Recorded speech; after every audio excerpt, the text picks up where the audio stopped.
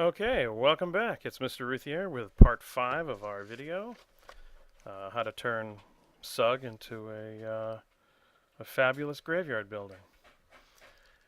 Okay, we're going to do a little bit of cleanup before we go to our next step. We're going to add some cool trees, but take a look at this. I noticed I made some mistakes, and if I made the mistakes, then you probably made the mistakes too. So, let's take a look at where I goofed.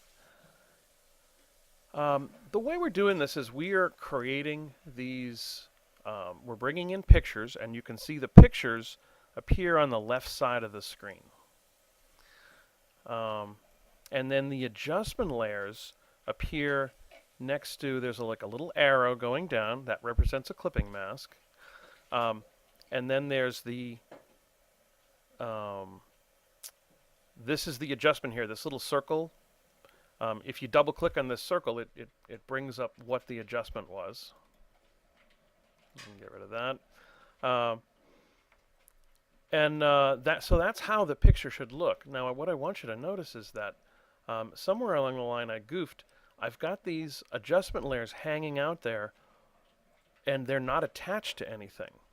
So what that means is that this hue saturation layer is affecting not only the forest layer, like the building layer, like I wanted it to, but it's affecting the forest and the sky. So this is a goof. These should be attached to something. Okay, probably the building.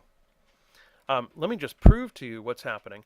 If I take these three and I hide them, and click on the eyeball, the effects will happen to the forest, the building, and the sky. So watch this. I'll turn that off. I'll turn this one off. And look at the whole sky and forest brightened up a little bit. And I'll turn this one off. Okay, and when I did that, you can notice that a little bit of the color came back into the forest, a little bit of that brown. So, do I like it? Well, I don't know. I guess I kind of have to choose whether I like that or not. I think I kind of like the sky a little bit brighter so you can see. So what I can do at this point is I can leave these here. I can turn them off. When you make a mistake, it's easier to hide it than it is to delete it, because if you might discover, oh my gosh, why did I do that? I didn't want to do that. And notice this hue one here. The color really comes back into the Sugg building. And again, do we want, that seems a little bit much. So I think what I'm going to do is I'm just going to attach these all to the Sugg building. So if I just right click on there and say create a clipping mask, and now my Sugg building is nice and dim. I've got a little bit of color here, and I've got a little bit of light, more light in the sky. I kind of like that. So double check your layers and see if you have any of those kind of floating adjustment layers floating around, and fix it. See, and maybe you like it, maybe you don't. Okay. All right. One more thing we're going to do. This is going to be kind of a short video. Oh, I know. I see you're tearing up because it's going to be short. Oh man, I'm so excited. Today I'm going to go see Godzilla with Tim Hosey. If you can remember him, he's the guy that came in. He did the geek quiz. He taught about podcasting. He threw candy at you. He's a pretty memorable guy. Anyway, so let's do our next step. We're going to add a couple of trees. Okay, and so let's open up. We should have a file that you downloaded called 2 trees. Oh, there it is. Oh, look at those. It's got a nice transparent background. And let's take the left tree and put it on the right, and the right tree and put it on the left. That sounds good. Okay, so here's my left tree. I'm going to put it on the right. I'm just going to use the, the rectangular marquee tool. And I'm going to copy that bad boy. And let's paste it in. And oh, it's so small and insignificant. Oh dear. All right, so we want this thing on top.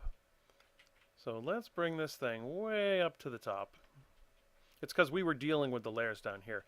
The software inserts your picture wherever the last layer you were working on is. Okay, so we'll... Oh my god, why is it moving that? I don't want that to happen. Oh, I put it in the tombstone. What a dunce. I mean, what a great teacher you have. Okay, so here... I think it's right here. Let's get it out of the tombstone layer. So at least, you know, if you do that too, then wow, it won't come out. All right, get out. Okay, so there it is. All right, I want you above the tombstone layer. Okay, you see that faint little line above tombstone? That didn't work either. Oh god. Okay, I'm so sorry. That's so stupid. Okay, I guess I'll just leave it right there. It's still in front of everything. Okay, that's good. All right, so we'll put it there. And wow, it's way too small. Let's transform that thing.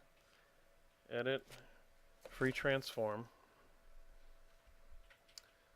And bring that up. Bring that out. Maybe move it over a little bit. Alright, big and kind of skeletal and creepy looking here. We'll just put it on the edge. And what is that? That's our right tree. I haven't been labeling all the layers. You probably should label the layers. It'll make life easier. Okay, let's go back to the other picture. Let's get the right one. And we will copy and paste. All right, yeah, get in there, you little dickens.